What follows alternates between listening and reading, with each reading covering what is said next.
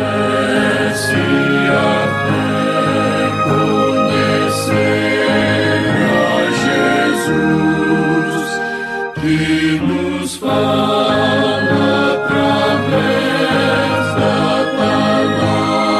palavra de Deus.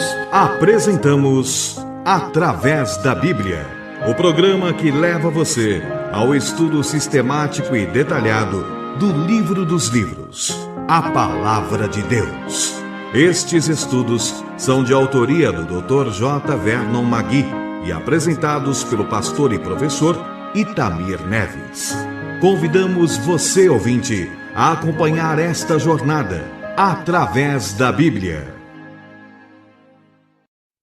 Olá, amigo, estamos iniciando mais um programa da série Através da Bíblia. Quero saudá-lo em nome do Senhor Jesus Cristo, nosso Salvador. É com grande prazer e satisfação que iniciamos mais um tempo de estudos, e para você que tem nos acompanhado fielmente, declaramos a nossa gratidão de a cada programa termos a possibilidade de estudarmos com você mais um trecho da Palavra do Senhor. Sentimos-nos privilegiados quando recebemos a carta dos nossos amigos, contando as suas experiências com Deus através desse programa. Por isso, nós queremos incentivar você, que é ouvinte assíduo, a nos escrever, dando as suas impressões sobre o programa. Nós queremos compartilhar agora, então, a carta de um irmão que é lá da cidade de São Luís, no estado do Maranhão. As suas palavras são as seguintes: parabenizo esse maravilhoso programa pela poderosa palavra de Deus, que traz conhecimento, sabedoria e salvação a todos aqueles que creem. Sou ouvinte assíduo do Através da Bíblia e já estou aproveitando essa nova etapa de estudos bíblicos, relendo e estudando a Bíblia desde o início. Que Deus os abençoe. Querido irmão, querido amigo, nós somos gratos por suas palavras. Elas soam para nós como um incentivo, mas também nos enchem de responsabilidade para que cada vez mais tenhamos programas que edifiquem a cada um de vocês. Por isso oramos pedindo as bênçãos do Senhor para esse programa. E é para isso que eu chamo a tua atenção agora. Vamos ter um tempo de oração, vamos falar com o nosso Deus. Pai de amor, somos gratos pela oportunidade que tu nos dás de abrirmos a sua palavra e juntos ouvirmos a sua voz. Senhor, desejamos e necessitamos da iluminação do teu Santo Espírito para podermos compreender a tua palavra e, capacitados por ele mesmo, cumprirmos os teus mandamentos. Senhor, muito obrigado porque tu nos ouves. Obrigado mesmo porque respondes também às nossas orações. Por isso nós oramos em nome de Jesus. Amém. Fortalece a fé, conhecer nosso Deus. Querido amigo, nossa tarefa hoje, no programa de hoje, é estudarmos os 16 versículos que compõem o capítulo 17 do livro do Êxodo. Nós vemos aqui o povo de Deus marchando pelo deserto. O povo de Israel já havia deixado o Egito, atravessado o Mar Vermelho e agora marcha na direção do Monte Sinai. E nesse percurso, o povo tem 7 experiências que nos lembram as experiências que todos nós, os cristãos, cada um de nós enfrentamos em nossa vida cristã. Eu vou listá-las para que você anote e as perceba na sua própria vida, pois, como diz o texto sagrado, tudo isto aconteceu para o nosso ensino, para o nosso exemplo, conforme nos diz o apóstolo Paulo lá em 1 Coríntios, capítulo 10, versículo 11. Eu vou repetir para você, 1 Coríntios 10, 11. E, com certeza, fazemos muito bem quando nós lemos e aprendemos essas lições e incorporamos elas em nossas vidas cristãs. A primeira experiência foi relatada em 15:22. Depois de caminharem por 3 dias no deserto, os israelitas não acharam água. A segunda experiência está relatada em 15:23. Agora, quando acharam as águas, elas eram amargas e não podiam beber, não podiam ser consumidas. A terceira experiência foi narrada em 16:3, quando já no deserto, veja só, sentiram falta de carne. A quarta experiência também foi narrada em 16:3, quando sentiram falta de pão, exatamente, para fazer um sanduíche, pão e carne. Espero que você esteja me acompanhando. Vá anotando, pois essas lições são realmente fundamentais para as nossas vidas cristãs. A quinta experiência está em 16:27, quando alguns do povo não creram no Senhor e foram procurar o maná no 7º dia. Agora, veja só, Deus já tinha avisado que o dobro já tinha sido dado no 6º dia. A sexta experiência está relatada no texto que nós estamos estudando, isso é, no capítulo 17, versículo 1. Em Refidim não havia água para o povo beber, e novamente o povo murmurou. E a 7ª experiência está relatado no verso número 8, que nós vamos estudar ainda nesse programa. Querido amigo, essas experiências são as experiências pelas quais também nós somos submetidos. São testes que o Senhor nos permite passar para testar a nossa fé, para testar se somos obedientes ou não à sua palavra. Como você deve perceber, em todas essas 7 experiências, o povo de Israel, infelizmente, falhou. Faltou-lhes fé, desobedeceram e eles temeram as circunstâncias. Mas mesmo assim, sempre tiveram a bênção e as bondosas providências do Senhor. Mas vamos entrar no texto do capítulo 17, onde encontramos então essa sexta experiência, um teste ao qual Deus submetia mais uma vez o seu povo para alicerçar a sua fé. Mais uma vez o povo estava sem água e mais uma vez Deus milagrosamente providenciou água para eles. Nos 4 primeiros versículos, podemos notar que o povo tinha parado em Dófica e também em Alus, conforme Números 33, 11 a 14. E agora estavam em Refidim, onde também não encontraram água e novamente murmuraram contra Moisés, contenderam com ele, embora Moisés tenha mais uma vez avisado que, na verdade, veja bem, a contenda não era com ele, não era contra ele, mas eles estavam tentando ao Senhor, conforme lemos no versículo 2. A expressão contenderam com Moisés deve ser destacada, pois significa discussão, significa processar juridicamente, trazendo a ideia até de que eles desejavam apedrejar a Moisés, conforme o versículo 4, por motivo de traição. Isso demonstrava uma tremenda revolta do povo. Certamente Moisés estava ficando impaciente. O povo estava sempre descontente, estava insatisfeito e lançando sempre a culpa sobre ele, diante de qualquer dificuldade que eles se encontravam. Isso nos lembra que há cristãos assim, cristãos que estão sempre murmurando, estão sempre insatisfeitos. Isso, na verdade, revela o seu estado ou condição espiritual. E apesar de viverem assim, lamentando, esses cristãos pensam que eles estão em excelentes condições espirituais. É que nesse estado, o cristão ignora o seu próprio estado espiritual. Mas, querido amigo, novamente vemos Deus graciosamente suprindo as suas necessidades e satisfazendo-lhes os desejos. Deus está sempre atendendo ao clamor do povo. O povo reclama e murmura, mas Deus vem bondosamente e supre as suas necessidades. No verso 5, o Senhor manda que Moisés passe adiante do povo e leve consigo os anciãos e também o cajado que Deus transformara em símbolo de poder e autoridade. Os anciãos seriam testemunhas representativas daquilo que iria acontecer. Deus ordenou então que Moisés ferisse a rocha por meio desse cajado, conforme nós lemos nos versos 6 e 7. Deus estaria sobre a rocha em Horebe, isso é, Deus estaria no Monte Sinai, no Monte do Senhor. Aqui temos o povo de Deus tendo a sua primeira experiência de beber água da rocha. Tratava-se de uma manifestação do poder de Deus, porque ninguém, na verdade, pode tirar água de uma rocha. Mas o milagre aconteceu e o povo então matou a sua sede. Agora, qual é o significado disso tudo? Que lição Deus quer nos ensinar aqui? O que representa aquela rocha? Olha, graças a Deus, felizmente, a interpretação está na própria palavra de Deus. Não precisamos fazer especulações, pois a própria palavra nos diz tudo a respeito desses acontecimentos. Você se lembra da passagem de 1 Coríntios capítulo 10? No verso 3, lemos que todos comeram do maná, do manjar espiritual, que na verdade era símbolo de Cristo, como diz o próprio Jesus em João 6,35.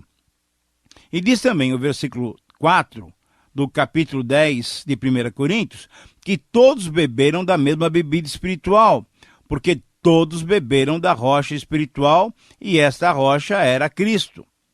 E diz ainda mais o texto, em 1 Coríntios 10, 11, que todas essas coisas aconteceram para o nosso exemplo, para o nosso ensino. Então, veja bem, o maná que comeram representava Cristo, o pão vivo que desceu do céu. E a água que beberam da rocha falava também de Cristo, que é a água da vida. Então, essa rocha é um dos mais belos símbolos ou figuras do Senhor Jesus.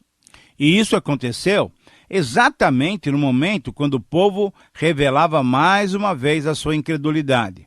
O povo, na verdade, estava sempre duvidando de Deus, e por isso aquele local foi chamado de Massá, que significa prova ou processo judicial.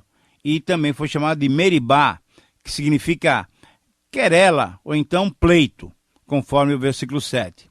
Moisés, então, feriu a rocha e o milagre aconteceu, transformando uma rocha numa fonte de bases firmes, sólidas, em quem podemos firmar a nossa fé, porque é o Senhor Jesus Cristo. A despeito, querido amigo, de muitos feitos sobrenaturais de Deus, o povo sempre duvidou de Deus, e a dúvida ou a incredulidade é como uma nuvem que esconde a face de Deus de cada um de nós. Querido amigo, essa pedra de onde jorrou água em abundância é uma linda figura do Senhor Jesus. O próprio Senhor Jesus, lá em Mateus 16, 18, afirmou ser ele a rocha sobre a qual edificaria a sua igreja. Pedro também disse em 1 Pedro 2,4 que a pedra que os construtores rejeitaram, ela tinha se tornado pedra da esquina, pois para Deus ela foi uma pedra eleita e preciosa. Mas além desses, também Paulo, lá em 1 Coríntios 3,11, disse que nenhum outro fundamento foi posto, além daquele que é o Senhor Jesus Cristo. Querido amigo, além de ser rocha, Jesus também é uma fonte de água viva no deserto desse mundo. Mas nós sabemos que é o último lugar para se procurar água, para se beber. O último lugar é numa rocha. Quem é que pode tirar água de uma rocha? Humanamente, é impossível. Porém, daquela rocha do Monte Sinai, Deus fez jorrar água potável, deliciosa, para que o seu povo pudesse matar a sua sede. Mas isso novamente nos relembra do Senhor Jesus. Agora, não nos esquecemos de que a vida cristã começa quando aceitamos a Cristo como Salvador. O pecador precisa começar na cruz, onde Cristo consumou a sua salvação. Os ensinos de Cristo nos apontam para o Cristo da cruz. Não é por lermos meramente a Bíblia ou ouvirmos mensagens evangélicas que nós somos salvos. Não, de jeito nenhum. O que nos salva é a fé em Cristo, na pessoa de Cristo. Cristo é a rocha da nossa salvação. Jesus foi crucificado para a nossa salvação. Fora dele, não há salvação. Deus usou a sua morte para nos salvar. Jesus veio a esse mundo, depois nos deixou, dizendo que não nos deixaria órfãos, mas que enviaria o seu Espírito. Então ele disse, se eu não for, o Consolador não virá. E o Espírito Santo, quando veio no dia do Pentecostes, como água viva a jorrar para a vida eterna, foi o próprio Senhor Jesus que nos trouxe essa figura. Ele nos disse isso lá em João 7, 37 a 39. Porém, a despeito dessa verdade, verifique aí, você conhece, há muitos que estão morrendo de sede. Milhões estão morrendo de sede, da sede espiritual, mas por toda parte. Mas há em Cristo abundância de água da vida, uma fonte sempre transbordante. Mas O que será que impede muitos de beberem dessa água eterna? Com certeza, é a incredulidade que os impede de beber. O canal de bênção está fechado para eles. A dúvida, a incredulidade, a indiferença têm fechado o canal de água da vida para essas pessoas. Muitos estão dizendo que são cristãos, que conhecem Jesus, porém eles estão morrendo de sede. Estão com os corações vazios. Estão procurando matar a sede nas coisas do mundo, nas cisternas vazias desse mundo. Não creio que essas pessoas que se dizem cristãs e vivem assim já conheceram de fato, verdadeiro e experimentalmente o Senhor Jesus. Muitos conhecem a Jesus apenas racional ou intelectualmente, mas é necessário termos uma experiência pessoal com Ele. Não podemos confundir a pessoa de Jesus com qualquer igreja ou qualquer religião. A fonte da vida espiritual, a fonte da salvação é Cristo, e não uma igreja ou uma religião. Muitos ficam desencantados quando aderem a certos movimentos religiosos e que não encontram nada na verdade. Cada pessoa tem que conhecer a Cristo de modo pessoal. Jesus disse que aquele que for a Ele e beber da água que Ele dá, esse nunca mais terá sede. Quer dizer, a pessoa fica satisfeita e do seu interior fluem rios de água viva. Agora, responda com sinceridade. Me permita fazer essa pergunta. Você já bebeu a água da vida? Isto é, você já recebeu Jesus como seu Salvador pessoal? Você já é uma fonte a jorrar para a vida eterna? Isso quer dizer, você já tem o Espírito Santo habitando em você? Querido amigo, responda diante de Deus. Essas perguntas são importantes, mas saiba que Ele quer dar todas essas bênçãos para você gratuitamente. Mas vamos voltar ao texto e vamos encontrar agora um outro importante incidente nesse capítulo 17. Temos aqui a sétima experiência, a sétima prova pela qual Deus permitiu o seu povo passar em sua marcha pelo deserto. Vamos observar atentamente esse episódio. Nos versos 8 a 10, o povo tem essa experiência difícil com Amaleque, nesse local chamado Refidim, ao sul da Palestina, no Negueb, perto de Edom, conforme Números 13, 29. O povo desse lugar, os Amalequitas, eram descendentes do neto de Esaú, conforme Gênesis 36, 12 a 16. E numa atitude maldosa e covarde, conforme Deuteronômio 25, 17 a 18, Amaleque atacou Israel pela retaguarda, assaltando os israelitas retardatários que ficavam desfalecidas, cansados até pela dura jornada no deserto. No verso 9, pela primeira vez, aparece o nome de Josué. Ele pertencia à tribo de Efraim e provavelmente nessa ocasião tinha 45 anos de idade. Anteriormente chamava-se Oséias, que quer dizer salvação, e o seu nome depois foi mudado então para Josué, que quer dizer Jeová salva. Josué teve a responsabilidade de escolher um exército e lutar contra esse rei, contra esse país, Amaleque. Ele era o auxiliar direto de Moisés, isso nós vemos em Êxodo 24, 13, Números 11, 21. Ainda no versículo 9, notamos que nessa luta só sairemos vitoriosos com a ajuda de Deus. Sozinhos, o povo estava perdido e nós também estamos perdidos. No versículo 9, notamos que Moisés, com seu cajado, Arão e Ur, subiram para o topo da montanha a fim de orar e interceder em favor do povo de Israel que estava lutando.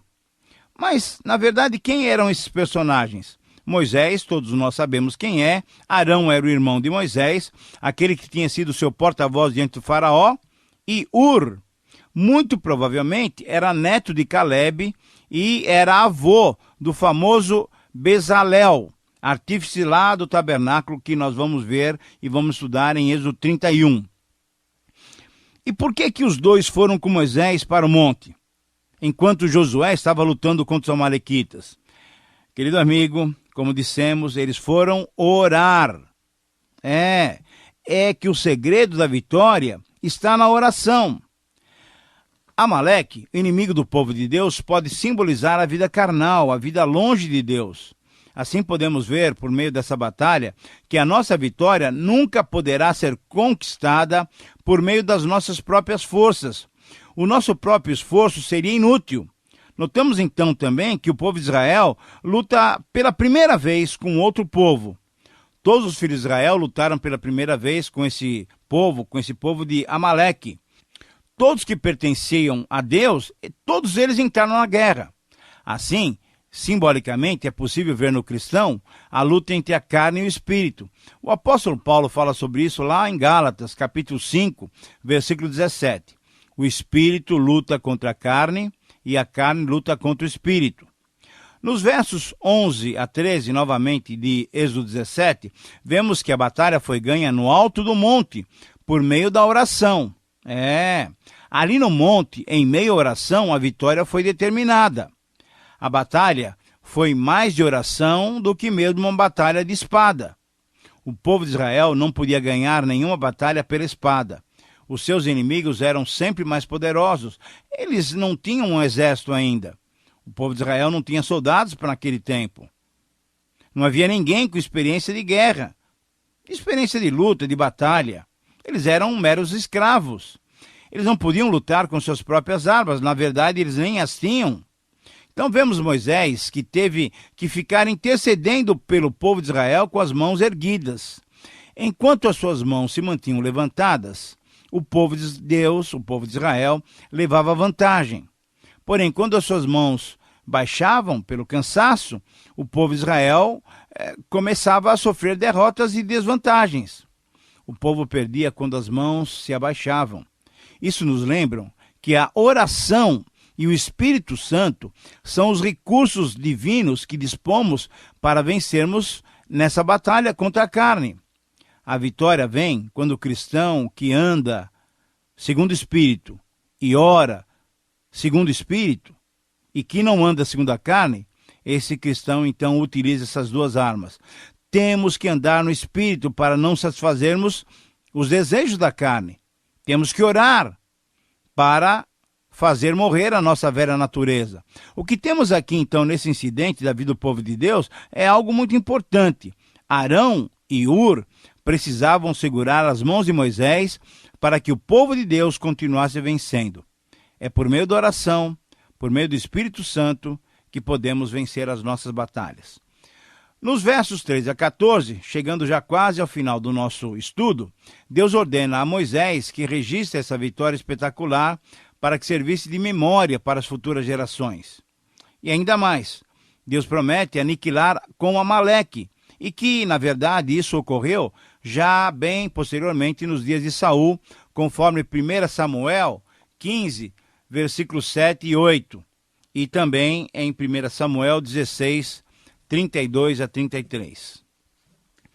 Querido amigo, diante de tal vitória, no verso 15 do capítulo 17 de Êxodo, Moisés então edifica um altar ao Senhor e lhe chamou de Jeová Nissi, isso é, o Senhor é a minha bandeira, que literalmente significa o seguinte: o Senhor é a minha haste, mesma palavra para cajado ou bordão em hebraico. Podemos então aqui notar 3 detalhes que precisamos anotar. Primeiro detalhe, conforme o versículo 14, é que Deus diz que Ele é quem vai derrotar e eliminar Amaleque. Deus diz que vai arriscar a memória de Amaleque. Na verdade, querido amigo, Deus um dia irá eliminar por completo de nós a nossa velha natureza. Essa é uma grande promessa.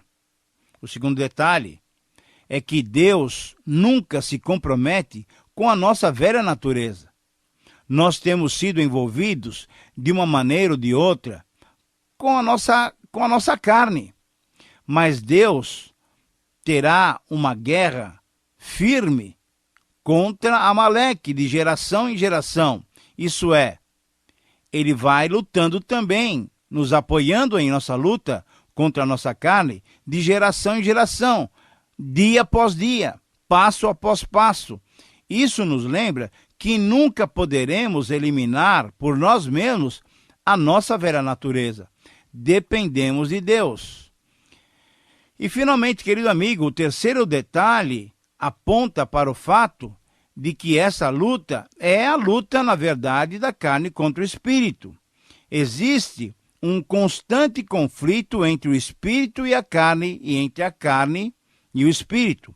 Esses são dois poderes contrários, e nós só conseguiremos vencer a batalha pelo poder de Deus. Querido amigo, chegamos então assim ao final de mais um tempo de estudos. Agradecemos a Deus pela oportunidade de podermos compartilhar com você a sua palavra. Que Deus te abençoe continuamente. Um abraço e até o próximo programa. Terminamos mais uma apresentação do programa Através da Bíblia. Esperamos que você nos escreva, dando a sua opinião sobre o que ouviu. O nosso endereço é Caixa Postal 18.300, CEP 04626-970, São Paulo, São Paulo. Repetindo, Caixa Postal 18.300, CEP 04626-970, São Paulo, São Paulo. Este programa foi produzido nos estúdios da Transmundial.